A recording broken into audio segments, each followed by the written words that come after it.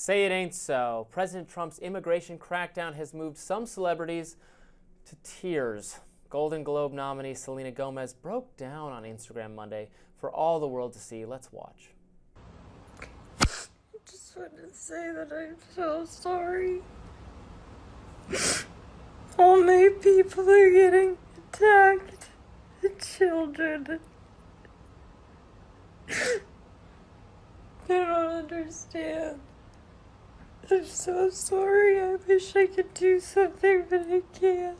I don't know what to do. I'll try everything, I promise.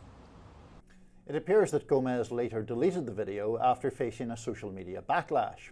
Even Border czar Tom Homan reacted to her reaction. Let's watch. What do you say to those who are out there saying that these are everyday people, these are families that are being attacked and dragged out of their homes? How do you respond to that? I don't think we arrested any families. We've arrested public safety threats and national security threats, bottom line. And look, President Trump won the election on this one issue, securing our border and saving lives. What happened on our southern border last 4 years is the biggest national security threat this country's seen, at least in my lifetime, because we got over 2 million known gotaways. We got a 600% increase in sex trafficking. We got a record number of terrorists crossing the border on the terrorist watch list. We have 250,000 Americans die from fentanyl coming across the open border. We're going to do this job, and we're going to enforce the laws of this country. If they don't like it, then go to Congress and change the law. We're going to do this operational apology.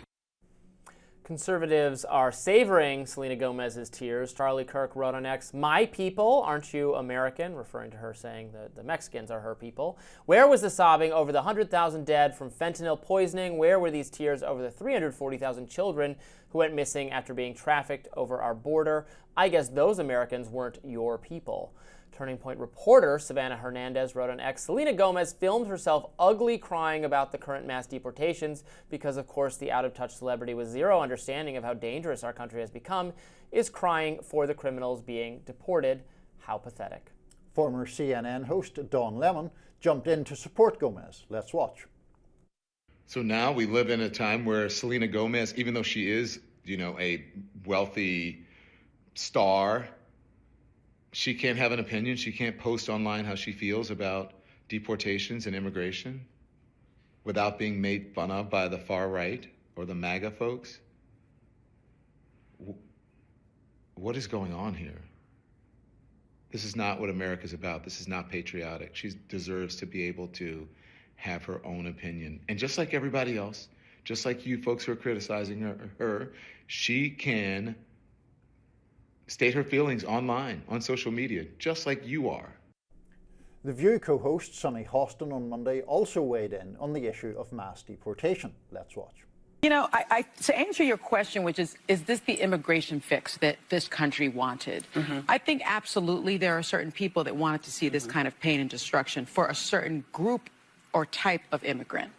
Because if you look at the numbers, yes, the number of immigrants that come from Mexico or of Mexican-born are the largest. But the next largest are Asians. 28% of them come. I don't think they walk across the southern border. I think they come by plane. The next largest are Europeans. I don't think they walk either. I'm just saying immigrants, right? Oh, not undocumented, though. A lot of them are undocumented, actually. But that's not the stat for being the But a lot Asians of are them the come by second plane most. and then overstay their visas. They overstay their visas. They overstay their visas, so they're undocumented. The Europeans that come here that overstay their visas are undocumented, but they don't come across the southern border. So I think there's a very clear message as to what this president wants the look of a criminal migrant to look like, what an undocumented migrant. And I think that's racist.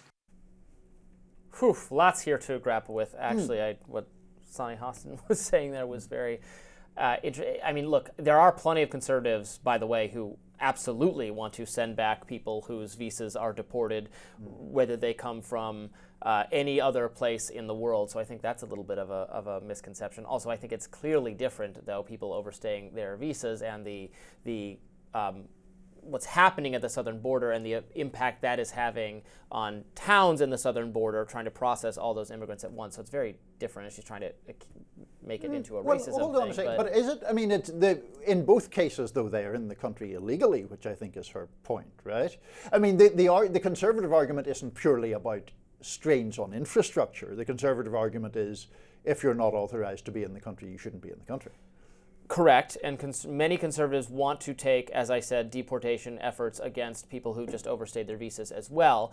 However, the issue that, for instance, what Tom Homan was discussing is a border problem specifically because a lot of those people aren't being vetted at all. I mean, the people coming over on visas get vetted for the visas. These people are streaming across the border in unsafe conditions for them, in conditions sometimes involving drug traffickers or sex traffickers, and then are mobbing the resources at the border. So it is a more serious problem, and why many people are more animated about it. Don Lemon saying, doesn't Selena Gomez have the right to express her opinion? And yeah, she does. I'm with you, buddy. Absolutely. Doesn't she have the right to spout out? Yes, of course. And then he says, without being made fun of? And I'm like, well, no one has the right not to be made fun of.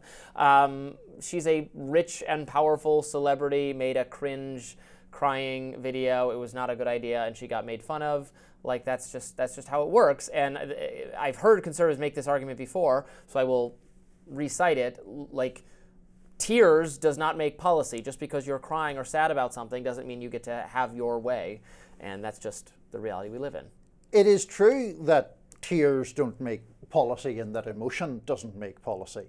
I also think that Don Lemon is not suggesting that the people who are mocking Selena Gomez should be thrown in jail or something for harassment. I don't think that's what he's suggesting at all. But I do have a lot of sympathy with what I take to be his argument.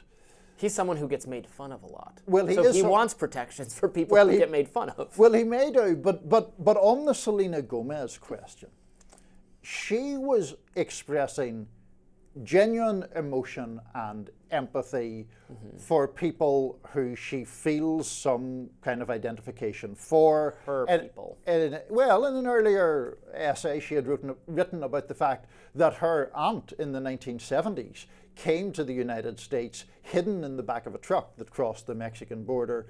Later, her grandparents and father came here, and so she is descended from that line.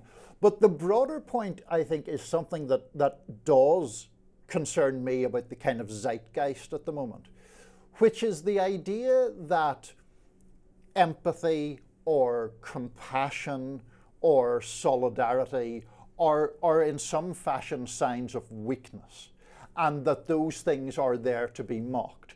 The woman is distressed by what is happening to immigrant communities. She has a direct connection to those communities. It's very valid for her to express that opinion.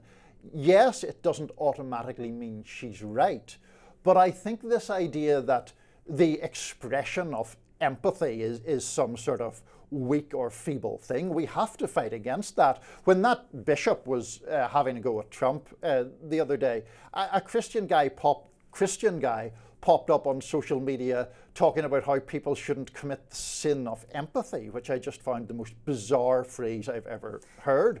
So I think that there is, in the United States right now, a move toward elevating cruelty or lack of compassion or lack of empathy into virtues, which they're simply not, in my view. But is this empathy untethered from reality, from fact? As Tom Homan said, what is she talking about in terms of mass deportation of families? That has not been the priority as far as we have come to understand from the Trump administration, the flights of migrants leaving, which, by the way, occurred also under Biden administration. Like, you could have cried about people being deported for the last 4 years and for the 8 years of Obama's presidency. In fact, I believe there were more people deported to south of us under both Bush and Obama than there was under Biden and Trump.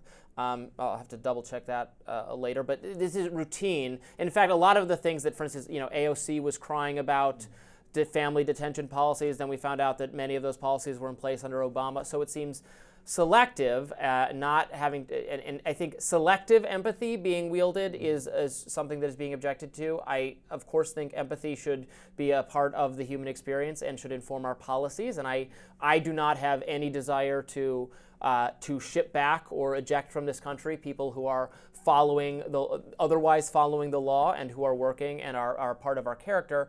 I do have a little bit of the, again, the conservatives getting upset about you think of those as your people instead of the broader American project as your people. I mean, I am supportive of immigration, and over time, the children of the immigrants and the grandchildren of the immigrants do come to associate themselves with America. And this happens to people from Europe, it happens to people from Asia, it happens to people from South America, and that is a good and healthy process. But we want people more and more to think of the American project as your project, the American people as your people.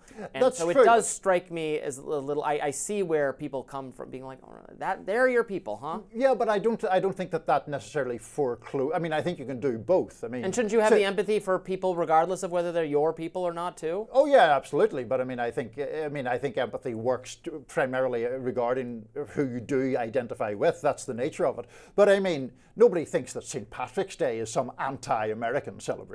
For example, it's people who typically are. I don't love it myself actually, but that's a whole other debate. It's people who consider themselves of Irish heritage in America. It's not disloyal to the United States.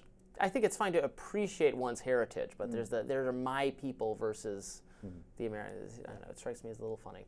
Good debate and discussion. Up next, Senator John Fetterman had a lot to say when he was on The View. Stay tuned.